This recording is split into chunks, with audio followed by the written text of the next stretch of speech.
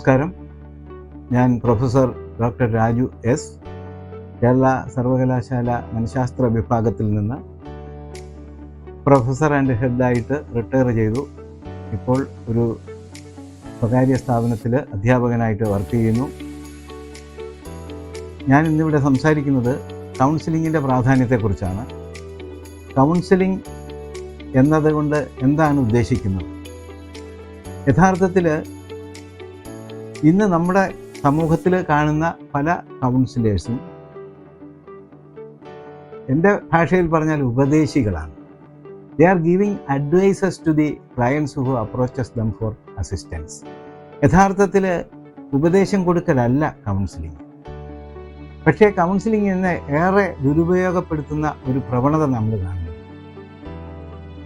Counselling ആർക്ക് വേണമെങ്കിലും കൊടുക്കാം എന്നുള്ളൊരു ചിന്ത പല ആളുകളുടെ മനസ്സിലും ഉരുത്തിരിഞ്ഞു വന്നിട്ടുണ്ട്. അതിൻ്റെ ഫലമായിട്ട് മനഃശാസ്ത്രമോ സൈക്കോളജിയിലെ ബേസിക്സോ അറിയാത്ത, കൗൺസിലിംഗ് എന്താണെന്ന് പോലും അറിയാത്ത ഒരുപാട് ആളുകൾ കൗൺസിലിംഗ് കൊടുക്കുന്നു എന്ന പേരിൽ ആളുകളെ പറ്റിച്ചുകൊണ്ട് ഇത്തരം കള്ള നാണയങ്ങൾക്ക് ബദലായിട്ട് മനഃശാസ്ത്ര രംഗത്ത് കൂടുതൽ പ്രാവീണ്യം നേടിയ ആളുകൾ, അറിവും കഴിവുമുള്ള ആളുകൾ ശാസ്ത്രീയമായ രീതിയിൽ കൗൺസിലിംഗ് പ്രൊവൈഡ് ചെയ്യുന്നത് കൊണ്ട് നമ്മുടെ സമൂഹത്തിൽ ഈ കൗൺസിലിംഗ് എന്ന പേരിൽ നടക്കുന്ന ഈ ദുഷ്പ്രവണതകൾ ഇല്ലാതാക്കാൻ സാധിക്കും.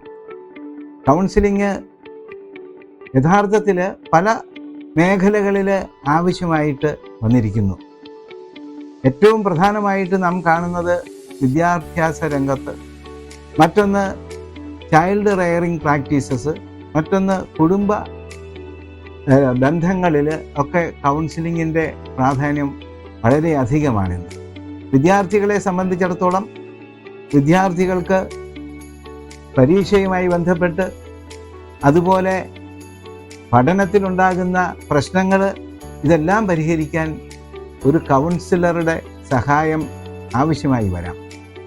ഇത് കൂടാതെ കുടുംബ ബന്ധങ്ങളിലേക്ക് വന്നു കഴിഞ്ഞാൽ നമുക്കറിയാം, ഇന്നത്തെ കുടുംബ പശ്ചാത്തലം, കുടുംബ ബന്ധങ്ങൾ വളരെയധികം ശിഥിലമായിക്കൊണ്ടിരിക്കുന്ന കുടുംബ ബന്ധങ്ങളാണ് നാം കാണുന്നത്.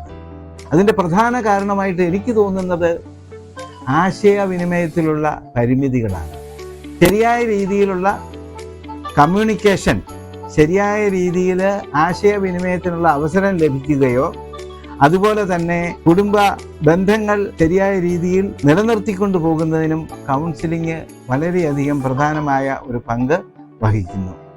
അപ്പോൾ ഇതെല്ലാം മുന്നിൽ കണ്ടുകൊണ്ട് നമ്മുടെ ഒരു ചെറുപ്പക്കാരൻ മിസ്റ്റർ ദയാൽ സേവിയർ ഒരു സംരംഭം ആരംഭിച്ചിരിക്കുകയാണ്, ദയാൽ സൈക്കോളജിക്കൽ സർവീസസ്.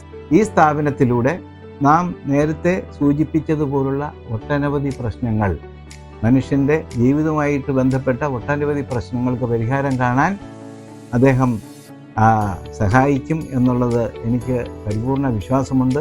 അദ്ദേഹത്തിൻ്റെ ഈ സ്ഥാപനത്തിന് എല്ലാവിധ ഭാവുകങ്ങളും നേരുന്നതോടൊപ്പം അദ്ദേഹത്തിന് എല്ലാവിധ വിജയങ്ങളും ഞാൻ ആശംസിക്കുന്നു.